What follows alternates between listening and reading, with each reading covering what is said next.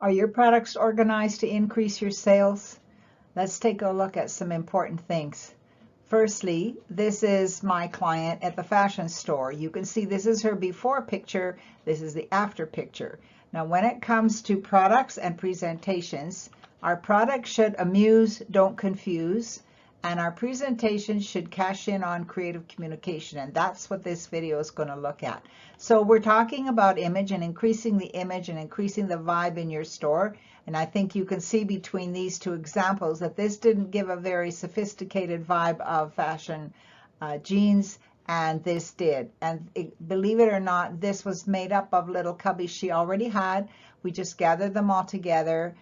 We made these bases for them that are actually drawers, and her husband was able to put these together. They were painted white, and we went and bought the forms. So we've got a lot of stuff happening here, and we're going to talk more about these concepts. Image created plus image maintained equals target marketing. So first thing is amuse, don't confuse. Product's image is its color, its pattern, its style, its shape, and its size. In that order. Color is always the #1 factor when it comes to making choices. People zero in on color. They're either looking for a color to match something, or a color that's their favorite color, or something that they collect, or something that they just really like. And they look at color first, and then pattern second, and style third, and then shape and size. So this means when you're creating displays, you always focus on the color first, and you can actually change up some of the patterns, especially if they coordinate with each other. And the styles of them, whether they're round or square or shaped or shiny or flat finish or textured, those become less important in terms of the visual impact that you're trying to make. So we want to say that goods to be sold must first be seen. And people always look at me and go, duh, like, tell us something we don't already know. But it's the way they're seen that makes or breaks sales, and they don't realize that. You yourself know when you go online to shop that your eye catches something. It's the way it's seen that makes you stop and look at it. So first you want to do is departmentalize and compartmentalize, categorize, in your store, and put things in order that they can easily be distinguished one from the other when people are shopping for a specific thing. Group products based on color, pattern, and style. Leave space between individual display vignettes. And we're going to talk about or show you different examples of that. One example is when you use a shelf unit. The shelf unit itself is framing the items that are on it. And that's often a good way of leaving space, because from one shelf to another, even if you only have like an inch, it's still a visual line there that is stopping that and keeping your eye focused on that display before you move on to the next one. And then, of course, rotate products into prime selling space. That is key. Average comfortable reach, the top of a doorway is an example, to your knee level. Anything above that should be for display signage only or backup stock, and anything below your knee should either be face down below eye level or have the price available for you to see, and that makes more sense, or it has to be something big enough that you don't have to reach too far or get down on your knees to look at it. So that's how that works. So amuse, don't confuse. So here's some examples of a feature display and backup stock. So where we have a feature display telling a story, it's amusing, not confusing. And here's another example. We did this in a gift shop, a hospital gift shop. And really this was designed as a way of putting those onesies, you know, those odd ones you have that don't really fit in anywhere. They might be the end of the line, and you want to actually give them a special space, because if you give them a special place and space, you don't feel like you have to discount them, because they're not sticking out like a sore thumb not belonging to anything. They have their own little vignette there. And the other thing in small stores with only 1 or 2 employees, you can store a lot of backup stock underneath these skirts that are fitting on the table, and you can change the color, the top of the table. You can change the colors to suit the season or the product, and that's kind of fun to do. In this one, you'll see here, amuse, don't confuse, is that the way these things are displayed, and even the fact that these wooden spoons are laying down in some packing paper, shredded paper. It just gives you the feeling that they're new, they've just been unpacked, and you get these stories being told so that you're amusing the customers, and your sales will increase, I guarantee it. Here's an example of a store that I did in actually 100 Mile House, which is quite a ways from here. And the only thing I had time to do before I left to catch my plane, which is why we didn't quite get this finished, is this shoe area, this one wall here. And this is the before picture. You can see as I looked at it, firstly, I could see a lot of kind of waist space. I could see things way up high that you can't even really reach. And then I identified the fact that what you actually had here was you had women's shoes, and you had men's shoes and some men's accessories. Then you had the kids' shoes. These are down here were also kids' shoes. And you see some things here that we didn't find a home for, even though there were a couple shelves left over, because I had to catch a plane and I had to run and dash. But it was fun to at least just do this much to show her how you can organize things so they're easier to see, easier to shop, then everything isn't so visually confusing. And she was quite impressed with that, as were her staff, because they got an example of what you can do in a fairly short time, and really nothing, she didn't have to make any purchases there. I did recommend she buy more of these shoe stands that she could then cozy things up a little and add one more column in there. Here's an example of the store that I did up in Jasper in Canada. These are both before pictures, so you can see when you look in here. Again, we want to amuse, don't confuse. This really is a confusing visual aspect when you look at it. You're kind of seeing everything and nothing. Your eye just goes over all sorts of things. So the products really don't have the same feeling that they would have if they were organized a little better and categorized a little bit better. So this is another before picture, just showing a different direction in this store.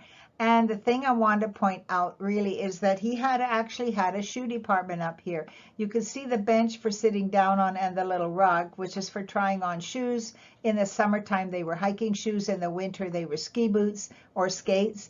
And then you look and see that everything he has is kind of scattered around in here and in different places.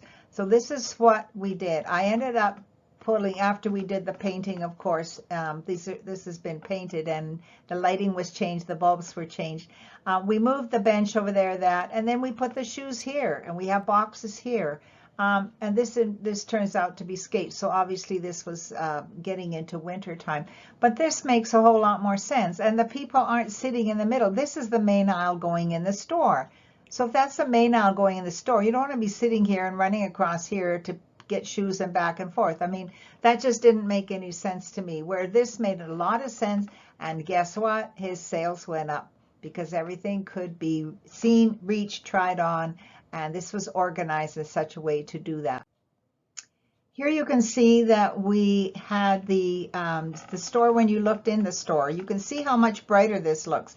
Well, one reason is because we have painted it all the way up to the top, and we have removed anything that was displayed too high and out of comfortable reach. But more than that, we have added dividers and we have added new light fixtures. When I first went up there, at one point, something wasn't right, and I couldn't figure out what it was. I thought, well, they've got all this track lighting down here. Why aren't things like popping when you've got a focused light on them? So at one point I said, can you turn off, and actually it did happen to be evening because I was working after store hours in their store for them. I said, could you turn out the fluorescent lights? Well, they turned it out, and I'm not kidding you, it was like moonlight. And I was looking at a black ski suit, and you couldn't see the zippers on it, you couldn't see pockets, you couldn't see any of the details on it because the lighting was so bad. And I had brought along bulbs because that's what I do. I bring along bulbs so that I can show the customer the difference in the kind of bulb they need to pick.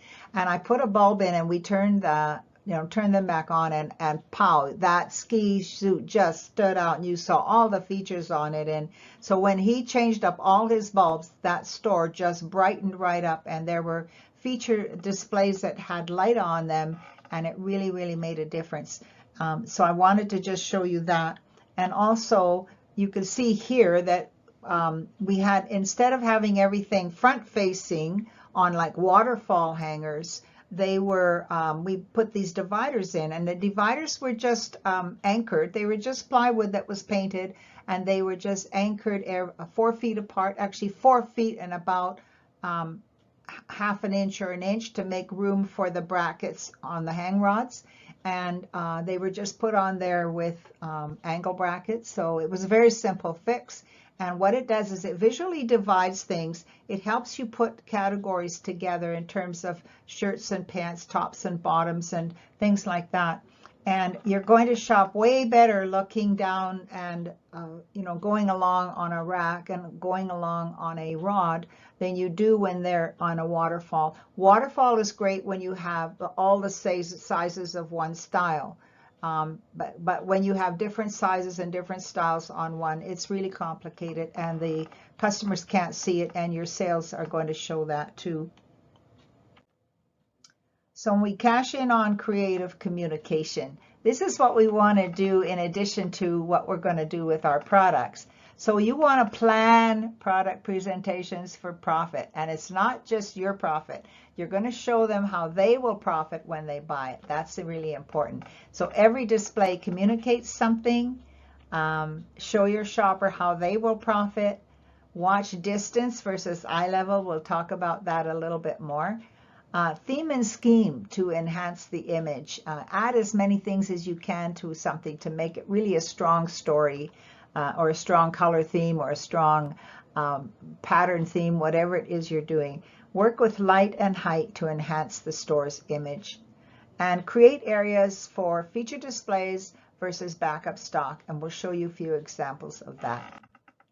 So here's an example from a store. This is actually the same store. It's a little shop that raises money for the local museum. So it's actually manned by volunteers with some paid management.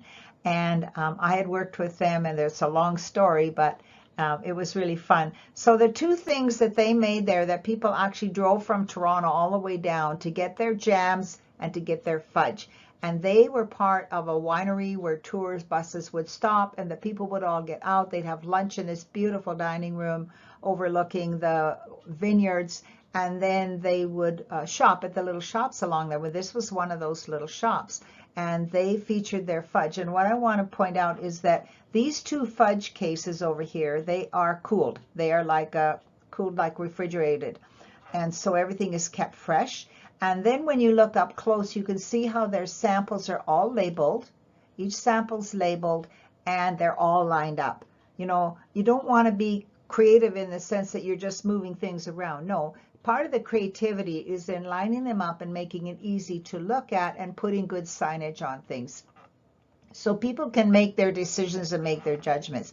This was actually an old cupboard that they had in the back, an antique cupboard, and it had doors on the top that had like chicken wire in them, like an old-fashioned pie cooling cupboard or something like that from somebody's farm. And it came out of the museum actually. And I said to them, okay, there's a cupboard. I said, take that, take the doors off the top, paint it cherry red, strawberry red, that kind of color, like people equate that color with jams. And then put just a little on the edge of it, put like the paper, cut out paper doily idea, or the little lace along the edge of the shelves. That's just kind of an old quaint country style look on it, and it makes the shelves appear wider, and it's just a little bit more interesting. And so they had a big argument about that amongst them, because some of them felt, no, you can't do that, you're desecrating an antique. And others thought, no, the museum didn't want it, it's no good, it's going to be better here, and it's actually going to earn more money for the museum with this. So you can see they didn't only do one of them, they did two of them. And they put this beautiful sign at Home Preserves. These were all made there by their ladies, and people, like I said, came down specifically to get them. So two things happening here that I don't agree with. One of them is this sign. This stuff should not be here, because it's breaking up our eye and it's taking away from that framing of it, and it's distracting actually, as is this apron. Like, yes, they sold the aprons, and I guess in their mind, this was cross merchandising and a good place to put it. Plus the fact that the apron happened to have little fruits all over it. So in their minds, that is telling a story. And I'm not criticizing them completely. I'm just saying I probably would have done things a little bit differently there. My last point is that I can see there's a little space on between this cupboard and this wall. I would have moved this down towards there, so there's less of it tucked in behind here. And that's just the way I like to do things. You have to pick a dominant corner and then line everything up to that one. Here is an example of creative communication. This is actually at a Trends fashion show. It's for buyers. And this company is selling the mannequins. So the mannequins are their product. You can see what they've done. They also sell packaging and all the things that you need for your fixtures and accessories in a store. And this was their feature display was here, and then they had everything else that they offer lined up for people to come and look at the samples. So I just kind of thought that was funny. It was cute. It was very eye-catching. And I think they chose really good colors for doing it as well. The other idea from that particular trade show that I went to is this. I mean, when you look at how this is displayed by this company called Fulton Sales, and this display in back here in at another booth, there's just no comparison between where you would like to stop and shop. But when you go to trade shows as a buyer and as a retailer, stop and look at what they're doing, because you can probably duplicate it to a degree. This would just represent crates. I mean, you can get things like this from IKEA, if I'm allowed to say that. And you can see that they aren't all lined up. Some of them are rolled up, which makes it a little bit more interesting. You can still see the color and the texture, the pattern. The other thing is to take a rod that's sticking out and anchor it to the wall. That's not a hard thing to do with brackets. Just the way this is done. And these are absolutely darling. Instead of having real mannequins here, they're like a little scarecrow. And they're just so cute. And they're even tall enough at the top that the little hat looks good sitting up there. So I wanted to show you that as an example of having feature displays, and then of course all their samples over here. This is a communication of things that need to be lined up. There's a certain segment of the population that they just love this look. It's kind of a minimalist look in a way, but there are no what you'd call feature displays with a lot of stuff cross merchandise, because that doesn't suit that buyer. That buyer is very dedicated to just coming in, getting what they want, keeping everything simple, everything plain, everything clear. And this type of merchandising works for that target market.